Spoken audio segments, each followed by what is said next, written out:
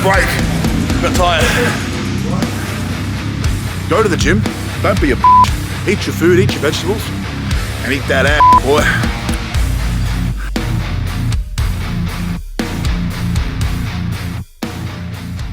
And welcome back to your favorite channel on YouTube, Cole Strength. Today, baby, we got chest and shoulders, chasing that big fat pump. And I'm using a new piece of equipment, something I haven't really used before, so I'm excited to see if I can utilize that in my training to help give me some gains. But it's gonna be a big session. My second bench session of the week again. I'm back to benching twice a week, baby. I know that getting back towards my PB of 260 kilos is no easy task. And realistically, I'm gonna have to bench twice a week because to get there, that's what it took. So I'm really dreaming if I think I can get there with one bench day a week. So I had to figure something out. I need to bench twice a week. So I'm gonna give it a crack. Let's see how it goes.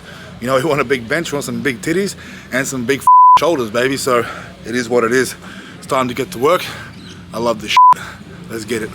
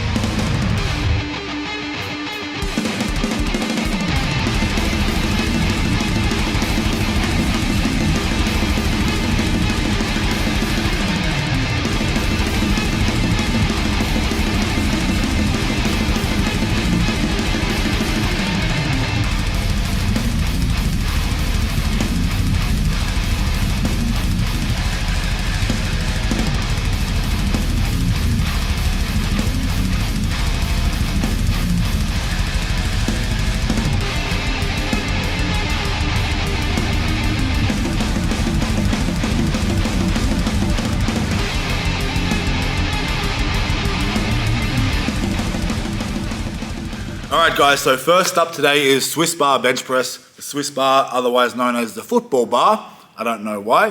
What I do know is that it definitely makes things a lot more tricep dominant on the bench press, and it gives you more options with your grip. So as you can see here, roll it around, we got options. We can put our hands on any of these bars, which is cool.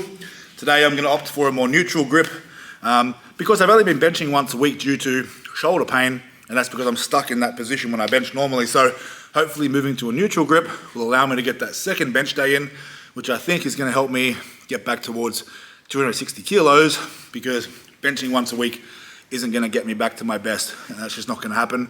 And I've got to be realistic, so I do need to find a way to get that second bench session in each week. We'll see how this goes, but hey, big chest and shoulder session, let's get it.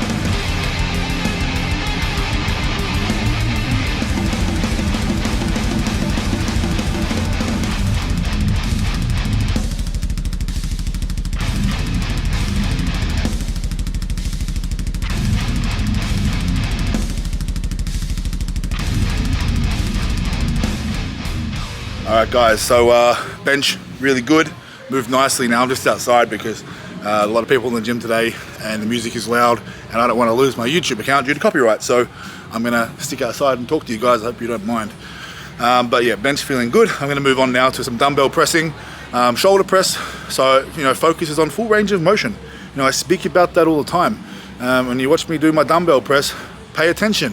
The dumbbell head hits my shoulder, you know, full stretch, full extension. You know, that bench press, when we're retracting our shoulder blades and we're trying to move maximal weight, sometimes we're not really prioritizing range of motion. So as I say all the time, your accessory movements is where you've got to take your joints through a full range.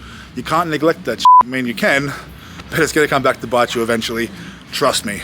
So full range of motion with these bad boys. We'll go 3 sets and I'm going to move on to some pin press and we'll see where we go from there. But it's going to push myself. You know, I'm chasing a big fat pump.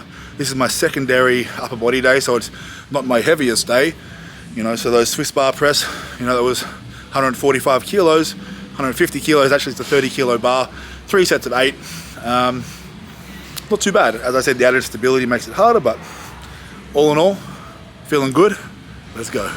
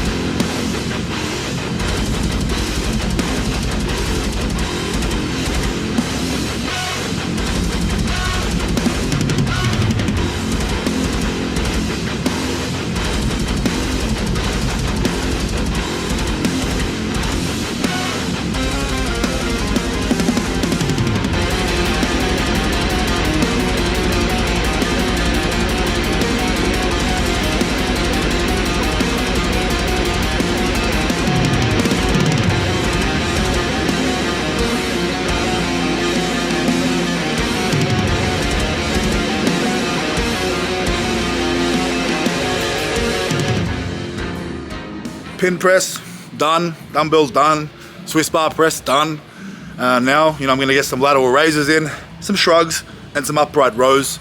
I'm gonna round out these shoulders, make it a good complete session. Doing 2 to 3 sets of each exercise, but I'm keeping the reps higher, and I'm also doing drop sets.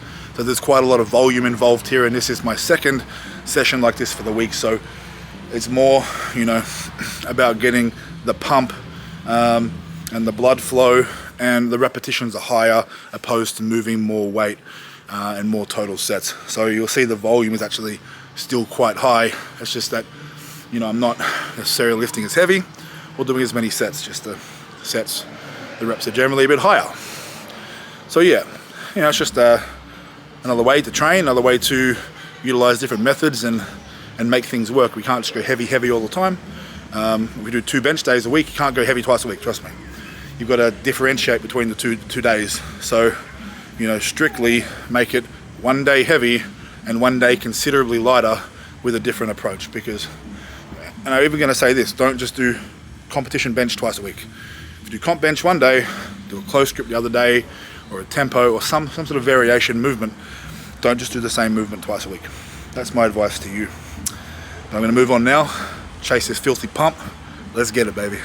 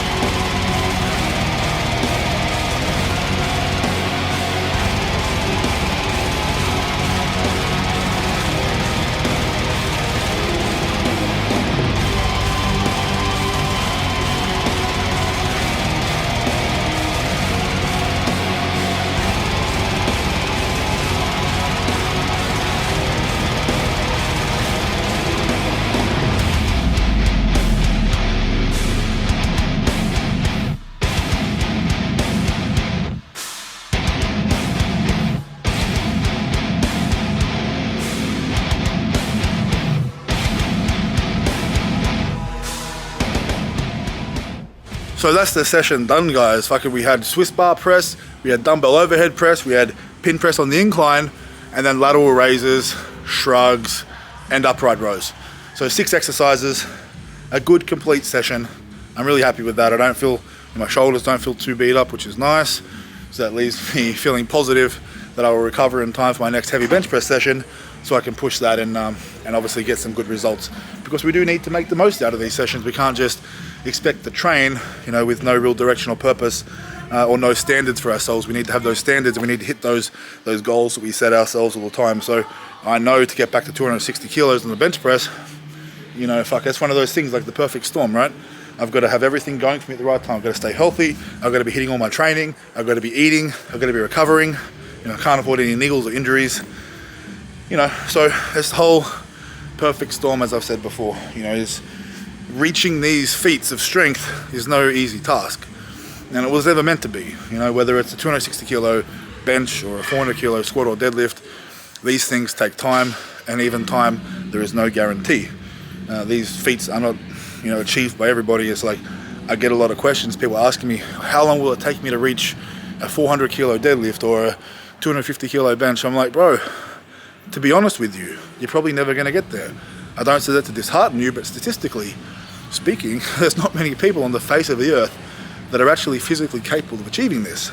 As I said in my last video, genetics play a significant factor in all this stuff. You know what I mean? A significant factor. And you couple that with hard work, as I said, perfect combination. It's hard to beat. And you need those things to achieve those numbers.